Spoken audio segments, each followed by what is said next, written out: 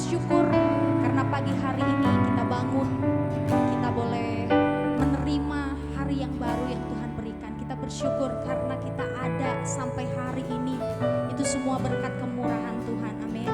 Mari Bapak Ibu, saya undang kita untuk sama-sama masuk dalam hadirat Tuhan, menyembah Tuhan saat ini. Mari kita satukan hati kita, kita berdoa. Terima kasih Tuhan Yesus, karena kami hidup sampai hari ini semua adalah berkat kemurahan Tuhan. Bahkan kalau kami masih ada sampai hari ini Tuhan, itu karena Engkau berikan kami kesempatan setiap hari Tuhan, untuk boleh menerima berkat kasih dan kemurahan Tuhan. Pagi hari ini sebelum kami melakukan aktivitas pekerjaan kami sepanjang hari ini, kami mau mencari wajah-Mu Tuhan. Kami mau menyembah-Mu, kami mau bersukacita dalam hadirat-Mu, supaya sepanjang hari kami mengalami sukacita yang dari Tuhan melimpah-limpah dalam kebaikan dan kemurahan. Terima kasih Bapa, dalam nama Tuhan Yesus. Amin. Haleluya.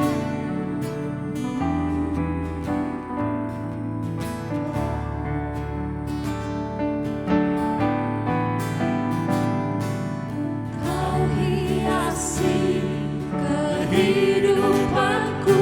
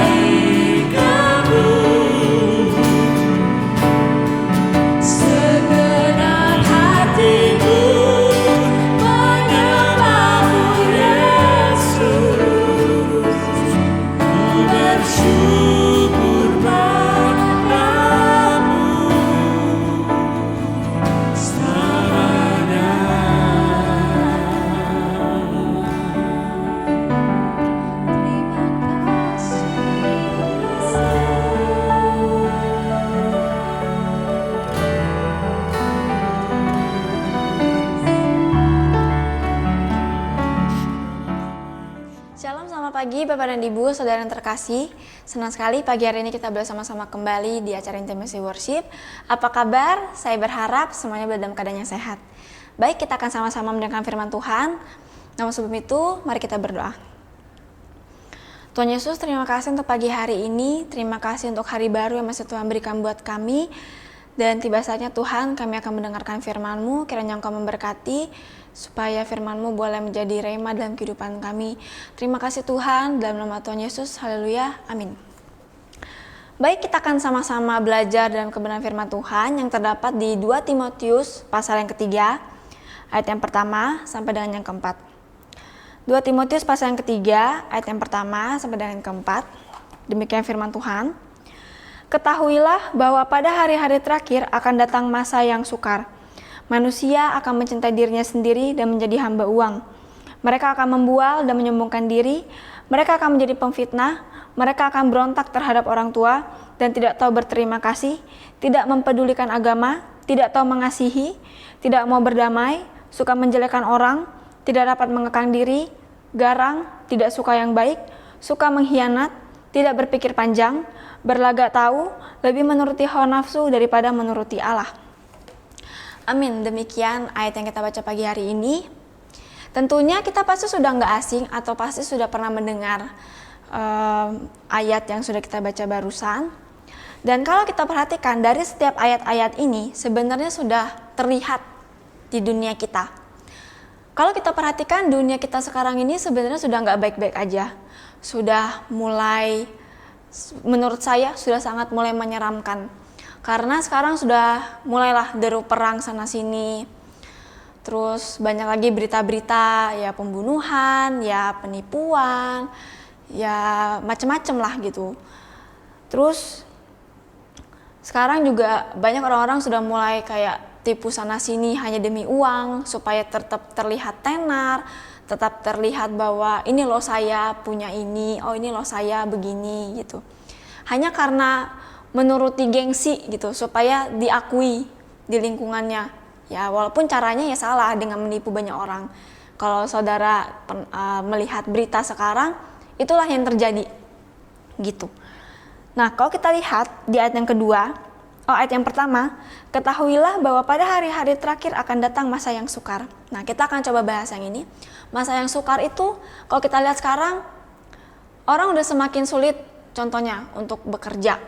Karena masih pandemi. Ya mungkin sekarang sudah mendingan dan saya berharap semoga pandemi ini cepat berlalu dan banyak orang udah semakin bisa bekerja seperti dulu gitu. Terus ada apa lagi sekarang? Banyak di beberapa negara mereka mengalami kelaparan, mereka mengalami susahnya untuk mencari nafkah. Di banyak negara di negara-negara luar sana, mereka mengalami yang namanya kesulitan gitu. Mungkin di kita juga ada gitu, pasti ada, bukan nggak ada, mungkin ada gitu. Apalagi semenjak awal-awal pandemi itu kan sangat memprihatinkan sekali gitu. Terus kita lihat di ayat yang kedua, manusia akan mencintai dirinya sendiri dan menjadi hamba uang. Nah, kita lihat lagi, sekarang banyak yang kayak gitu. Demi menuruti gengsi, demi supaya tetap terlihat tenar, orang akan jadi melakukan banyak hal, menghalalkan segala cara supaya apa yang dia mau itu bisa tercapai. Sekalipun dia harus merugikan banyak orang, harus menyakiti banyak orang, itu udah nggak apa-apa. Yang penting saya bisa dapetin apa yang saya mau, gitu. Itu beberapa keadaan dunia sekarang. Kemudian mereka akan membual dan menyombongkan diri. Mereka menjadi pemfitnah. Mereka akan berontak terhadap orang tua dan tidak tahu berterima kasih, tidak mempedulikan agama. Nah, kita akan coba lihat di mereka akan berontak terhadap orang tua.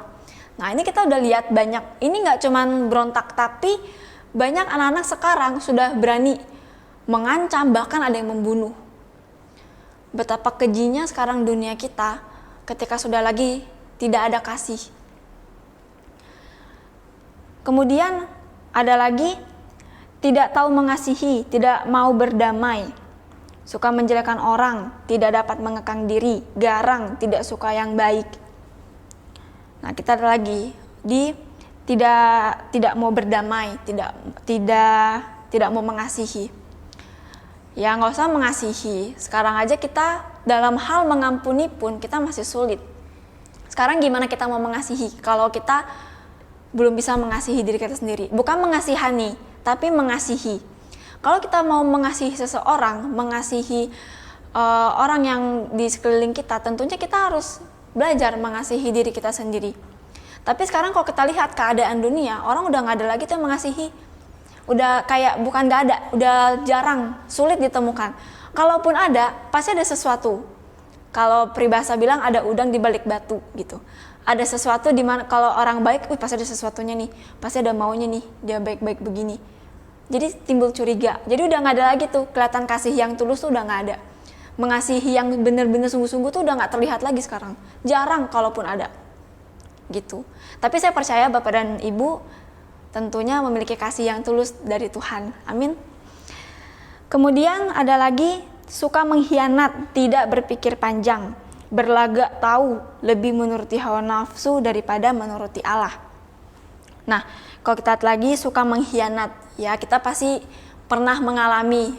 Mungkin dikhianati teman kita, dikhianati pasangan kita, dikhianati, ya pokoknya dikhianati banyak hal lah gitu. Nah cuman kan akhirnya orang-orang banyak yang seperti sakit hati, kecewa gitu. Nah inilah sebenarnya keadaan dunia kita sekarang gitu. Sebenarnya mungkin lebih parah lagi kalau misalnya kita googling, kita cari sekarang lagi ada kejadian apa gitu. Banyak sebetulnya. Jadi kalau kita nggak berjaga-jaga dari sekarang gitu. Kayak Yesus sudah bilang, aku datang segera. Sebenarnya ini kan kayak peringatan gitu loh. Keadaan manusia pada akhir zaman. Ini tuh sebenarnya seperti peringatan bahwa ini akan terjadi gitu. Kalau kita nggak berjaga-jaga dan kalau kita nggak persiapkan diri dengan baik, ketika hari itu datang, Tuhan Yesus mau jemput kita, ternyata kita nggak terangkat. Saya mau bilang, sekalipun nantinya Yesus nanti datang, terus nanti kita minta tolong, Tuhan tolong saya belum siap, Tuhan angkat saya, sambil nangis-nangis, nggak akan ada lagi waktu, nggak akan ada lagi kesempatan kedua bagi kita kalau kita nggak siapin diri. Sekarang kan kita banyak kesempatan untuk berubah selama kita masih hidup dan selama Yesus belum datang. Kita masih memiliki kesempatan untuk berubah diri, untuk kita bertobat. Tapi kan manusia kadang, alah nanti aja lah, alah masih lama kok, kemarin bilang 2012 kiamat, buktinya enggak tuh sampai sekarang udah 2022. Alah biar aja saya berdosa, buktinya saya masih bisa makan, saya masih bisa ketemu teman-teman saya masih bisa melakukan banyak hal. Itu kalau saya mau bilang itu tuh sebenarnya mereka sedang tertidur tapi secara rohani. Karena udah gak peduli lagi dengan keadaan, alah biarin aja lah, alah udah bodo amat. Padahal sebenarnya ini tuh udah peringatan di 2 Timotius pasal 3 ini yang keadaan manusia pada akhir zaman. Sebenarnya itu udah peringatan bagi kita untuk kasih tahu supaya ayo yuk berjaga-jaga, waktunya udah nggak lama, waktunya udah singkat, yuk kita sama-sama. Tapi kan sekarang kalau kita lihat orang udah nggak ada lagi namanya takut dosa. Orang kalau kita lihat sekarang di dunia sana, di luaran, orang tuh udah gak takut untuk bikin dosa, mau ngebunuh, mau ngapain aja, udah gak takut. Karena mereka ngerasa, ya saya melakukan itu, saya tetap bisa hidup kok. Saya tetap bisa makan. Terus apa yang harus saya takutin? Itu kita lihat, kasih udah mulai dingin. Orang udah gak peduli lagi dengan keselamatan. Akhirnya dimaininlah keselamatan. Contoh, apa sih yang dimaksud main-mainin keselamatan? Contohnya, saya bikin dosa, saya berbuat dosa, misalnya hari ini saya bikin dosa misal. Terus saya berdoa, Tuhan saya minta ampun, saya mau berdoa, Tuhan saya janji saya gak ngulangin ini lagi. Udah nih, Tuhan pasti ampunin, pasti. Besoknya bikin lagi, Tuhan saya minta ampun, saya dosa, saya begini. Besok bikin lagi.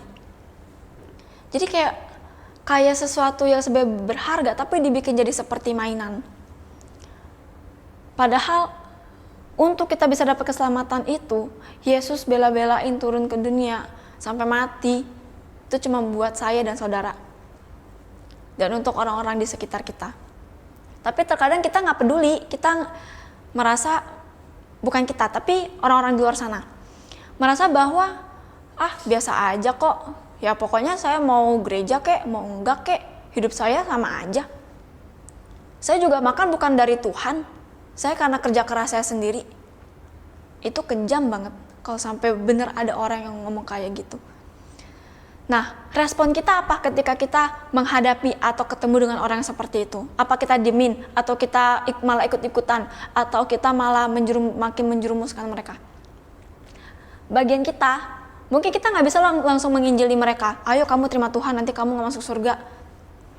Ya, kalau gitu yang ada kita yang digebukin sama mereka, karena sesuatu yang mereka anggap nggak benar, sekalipun menurut kita benar, ya menurut mereka nggak benar. Gitu. Jadi saya cuma mau bilang bahwa hidup kita ini tuh cuma sementara. Dan kalau kita nggak benar-benar mempersiapkan diri dengan baik, suatu saat ketika hari itu datang, kita menyesal pasti. Saya cuma mau bilang itu aja. Kalau ada yang bilang, halah aku mati masih lama kok, kan aku masih muda, aku masih mau kuliah, masih mau ngerjain ini, mau bikin itu, mau nikah, mau begini, mau itu. Saya cuma mau bilang, kematian itu nggak akan pernah memandang bulu, nggak pernah memandang kamu itu kaya atau miskin, nggak pernah memandang kita ini punya status sosial yang bagus atau nggak memandang kita ini tua atau muda, nggak. Jadi jangan pernah berpikir bahwa kematian itu cuma datang sama orang-orang yang sudah lanjut umur, yang sudah tua. Jangan. Bisa juga kematian itu bisa datang kepada saya hari ini. Ya sekarang bagian saya siap atau enggak gitu. Kalau saya nggak siap, ya salah saya sendiri kenapa saya nggak siap. Tapi ketika saya siap, ya udah Tuhan nggak apa-apa, ambil saya aja. Tuhan boleh panggil saya kok. Saya malah kalau boleh pilih, sebelum masa sukar atau antikristus itu datang, saya maunya ya Tuhan panggil saya duluan aja. Karena sejujurnya, secara manusia, saya nggak siap menghadapi itu. Tapi kan balik lagi, hidup kita bagaimana? Apakah kita layak? Apakah kita bisa mencapai standar di mana kita bisa hidup ke dunia yang baru, atau kita bisa hidup bersama-sama dengan Tuhan ke surga gitu. Nah jadi mari kita sama-sama belajar, kita sama-sama berjaga-jaga, kita melihat, jangan kita mengabaikan keadaan yang ada di sekitar kita, jangan diabaikan. Tapi biarlah itu menjadi pengingat, oh udah kayak gini, udah ayo kita berdoa, ayo kita makin dekat lagi sama Tuhan, ayo kita makin cari Tuhan. Jangan malah dibiarin. Kayak tadi saya udah bilang, alah katanya kiamat kemarin 2012, buktinya sekarang 2022 aman. Saya masih malahan saya udah mau nikah, saya malah udah mau kuliah, saya malah udah mau sekolah gitu. Ya jangan sampai kita tertidur secara rohani, tapi kita punya alarm sendiri gitu, misalnya alarm rohani. Dengan apa alarm rohaninya? Yaitu dengan keadaan yang sekeliling kita sekarang. Biar jadi pengingat kita supaya kita tetap hidup kudus, kita tetap hidup sesuai dengan kebenaran firman Tuhan, dan ketika nanti kita dipanggil, ya hidup kita udah bukan punya kita gitu. Itu yang ingin saya bagikan, dan saya ingin saya ingin memberikan sesuatu seperti ini. Jangan pernah kita merasa bahwa hidup kita ini punya kita sepenuhnya, enggak. Orang-orang sekitar kita, misalnya adik saya, orang tua saya, pasangan saya, atau siapapun lah, itu bukan punya saya, itu punya Tuhan. Jadi kalaupun sewaktu-waktu dipanggil atau saya yang dipanggil, ya saya harus terima. Karena itu mereka bukan punya saya. Hidup saya pun juga punya Tuhan, bukan punya saya. Itu yang harus kita sadar. Jangan seenaknya sama hidup kita. Ingat, hidup kita ini bait Allah. Jangan sampai dikotori dengan hal-hal yang gak sesuai dengan firman Tuhan. Jangan merasa ya saya masih muda, saya masih, atau misalnya lagi bisnis apa, saya kan masih harus ngerjain ini, bisnis saya apa. Enggak lah, gak mungkin Tuhan panggil. Dan hidup seenak-enaknya, gak bisa kayak gitu. Kita harus sadar bahwa hidup kita ini bukan punya kita, tapi punya Tuhan. Dan kapanpun Tuhan mau ambil, ya udah, gak apa-apa Tuhan. Kalaupun Tuhan mau ambil orang-orang yang dekat dengan saya percaya Tuhan memberi saya kekuatan, dan saya percaya Tuhan memberikan tempat yang terbaik untuk orang itu. Dan saya juga tahu kemana mereka pergi ketika mereka memutuskan untuk percaya kepada Tuhan. Udah, sedih pasti. Saya juga pernah mengalami kok. Saya pernah mengalami kehilangan kedua orang tua, dan saya tahu rasanya seperti apa, dan ya Saya awalnya memang kecewa, tapi kan setelah itu ya janganlah gitu, nggak apa-apa. Toh juga kita tahu kemana dia perginya. Kita juga tahu yang kita syukuri adalah ketika orang-orang terdekat kita Tuhan panggil, dia sudah menerima keselamatan. Itu sudah lebih dari cukup. Tapi jangan sampai ketika dia meninggal atau Tuhan panggil, ternyata dia belum menerima Tuhan. Jujur kalau saya sakit hati, saya pasti sedih. Gitu, saya nggak mau, dan saya bersyukur ketika kedua orang tua saya meninggal, mereka sudah menerima Tuhan. Gitu, jadi saya udah lega, yaudah nggak apa-apa, biar aja. Itu kan punya Tuhan, bukan punya saya. Jadi itu, kita harus punya kesadaran diri bahwa apa yang kita miliki sekarang itu bukan punya kita. Gitu, jadi ayo kita sama-sama belajar pada pagi hari ini bahwa yuk kita jangan lalai, kita jangan menutup mata dengan keadaan yang terjadi saat ini di dunia kita. Apapun yang terjadi nanti, saya percaya bahwa sesuatu yang kita rasa nggak enak, Tuhan pasti memberikan kelegaan buat kita. Dan ketika di akhir nanti, ketika Tuhan memanggil kita, ya kita sudah bersama-sama dengan Dia. Ya kita memuji Tuhan, hidup kita ini udah bukan punya kita gitu loh. Sampai hari ini pun hidup kita bukan punya kita, tapi punya Tuhan. Yuk, mari kita sama-sama berjaga-jaga, jangan takut, jangan khawatir. Apapun keadaan yang terjadi di dunia kita sekarang, khususnya di Indonesia, saya percaya bahwa iman kita tetap teguh dalam Tuhan. Dan jangan kalah sama rasa takut dan khawatir kita. Dunia boleh bergoncang, perang sana-sini boleh terjadi, tapi iman kita terhadap Tuhan, itu harus tetap terjaga. Kita harus tetap mencari Tuhan, dan biarlah apapun yang terjadi pada saat ini itu boleh menjadi penguatan buat kita, bukannya menjadi kelemahan. Amin. Baik, kita akan sama-sama menutup intimacy worship kita pada pagi hari ini, dan kita akan berdoa. Tuhan Yesus, terima kasih untuk pagi hari ini. Terima kasih untuk firman-Mu yang boleh mengingatkan kami. Ajar kami Tuhan untuk kami boleh terus mengutamakan Engkau. Kami gak mau Tuhan memiliki hidup kami seenaknya, tapi kami mau Tuhan supaya hidup kami sungguh-sungguh menyenangkan Tuhan. Ingatkan kami bahwa hari-Mu sudah semakin dekat Tuhan. Jangan biarkan kami lengah, jangan biarkan kami tertidur Tuhan, tapi biarlah kami terus terjaga sehingga kami boleh terangkat bersama-sama dengan Engkau Tuhan. Terima kasih, kami mau berdoa Tuhan untuk kehidupan kami berdoa supaya apapun yang kami lakukan hari ini itu boleh menyenangkan hati Tuhan.